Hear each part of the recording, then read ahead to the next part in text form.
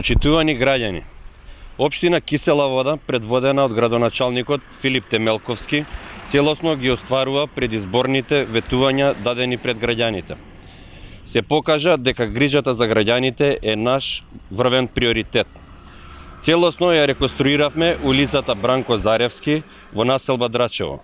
На улицата се вршеше гребење на постоечкиот асфалт, пошто на истата се постави нов асфалт во должина од 600 метри и 7 метри ширина. Станува збор за улица која е особено фреквентна во населба Драчево, на која секојдневно функционираат граѓаните од Драчево и од околните населби, затоа што на истата се наоѓа полициската станица и поликлиниката во населбата.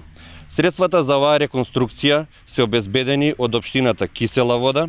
Претходно, во соработка со градот Скопје, беше целосно реконструирана и улицата Антон Димитров.